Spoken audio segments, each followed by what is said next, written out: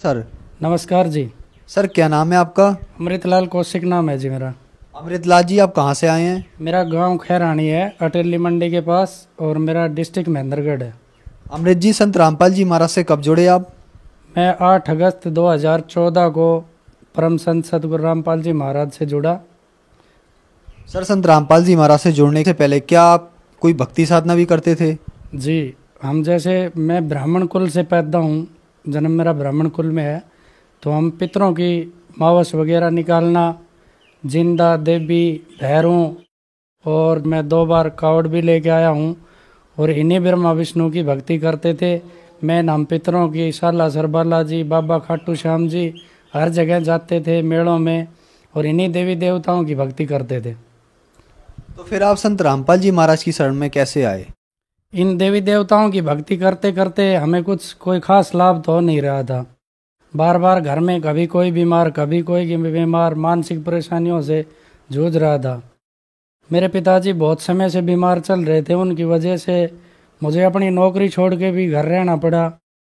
वो गांव के सरपंच थे, तो उनको मेंटली प्रॉब्लम हो गई थी, उसकी वजह से मैं अपनी नौकरी छोड़ के और गांव में रहने लगा। पिताजी की जगह सरपंची का कार्यभार करने लगा।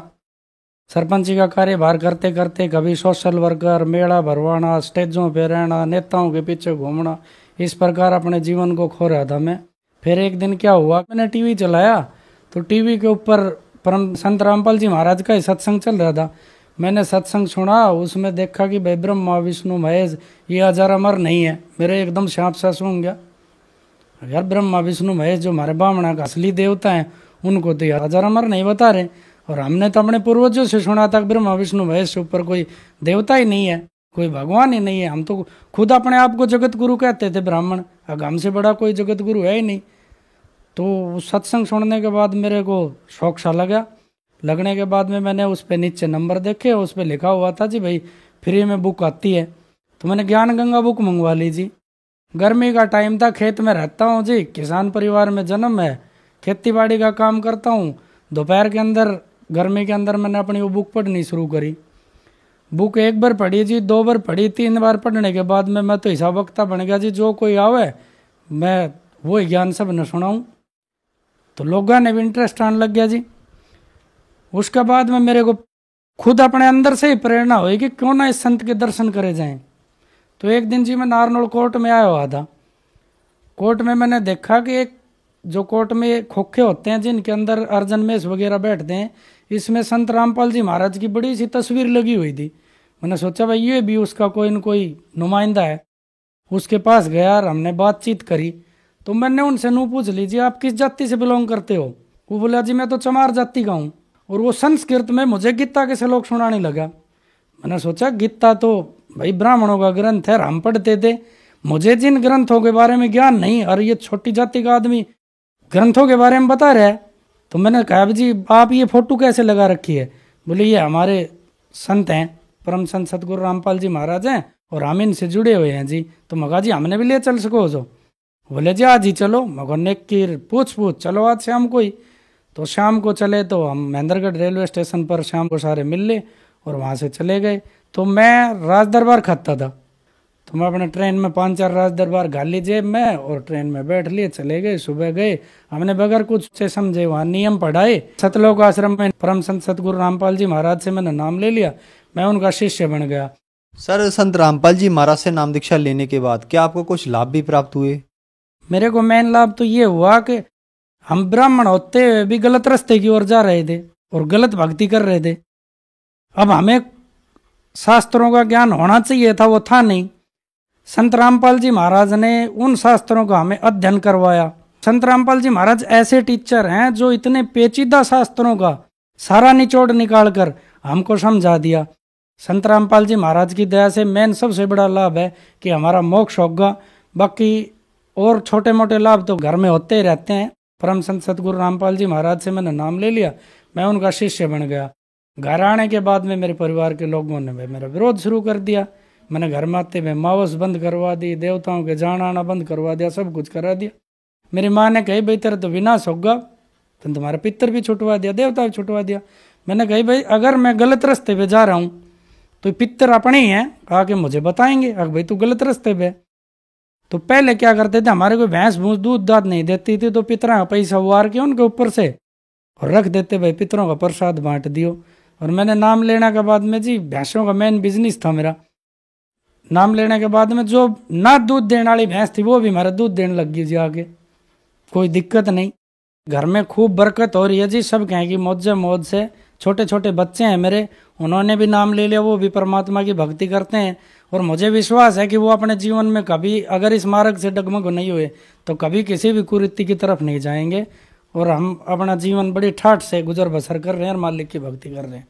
खेती में पहले क्या था, जो अनाज 40 मन किले के गेहूँ होते थे वो मेरे 70 80 मन होने लग गए। जहाँ भी मैं बीज डालता हूँ मेरे सबसे ज़्यादा अनाज होता है कम मेहनत में। मैं एक एक किले के अंदर 1.5 लाख रुपए की कमाई करता हूँ, बाड़ी बोता हूँ। अब की बार मेरे साथ एक घटना हुई कि मेरी बाड़ी के अंदर निमाटोड की बीमारी आ गई। मैंने सोची सारे डॉक्टरों से सलाह ले लूँ। डॉक्टरों के पास गया तो उन्होंने हाथ खड़े कर दिए, जी बाबा तो आपकी खेती खत्म होगी। तो मेरी पत्नी कहने लगी, जब आप मालिक की शरण में आए तो मालिक के अरदास करो, वो सब कुछ कर सकते हैं। संत रामपाल जी महाराज से हमने अरदास लगाई अपने मन ही मन में, तो मेरे 1,40,000 रुपए की उस उजड़ी हुई खेती में से होगी। तो मेरी आत्मा गदगद होगी। मालिक जो मांगता हूँ वो पहले लिए खड़े रहते हैं गेट के पास।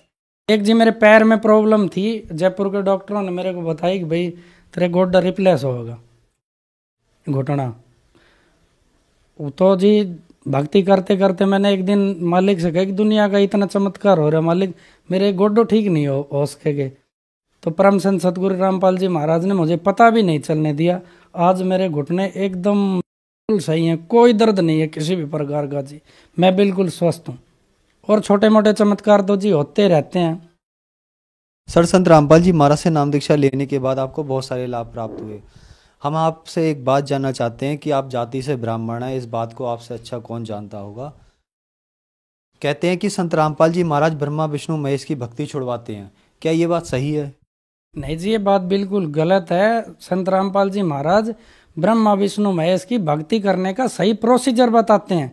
ब्रह्मा विष्णु महेश हमारे दुश्मन नहीं है, वो भी भगवान है, लेकिन वो उस कला के भगवान नहीं है कि वो हमारा मोक्ष कर सकें। वो खुद जीर्ण मरण में है, वो तो खुद उनका आविर्भाव और तिरोभाव होता है।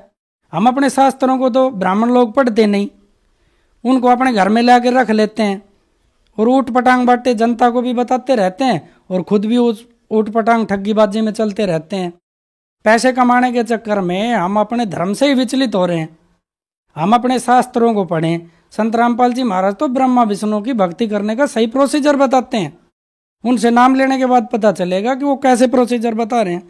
ब्रह्मा विष्णु की भक्ति करने का सही तरीका परम संत सतगुरु रामपाल जी महाराज के पास ही है, और किसी के पास है ही नहीं।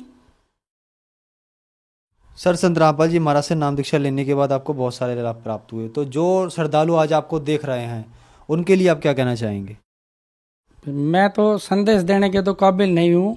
संत रामपाल जी महाराज की दया से अगर कोई भाई नाम लेना चाहे तो चैनल पर उनका कार्यक्रम आता है।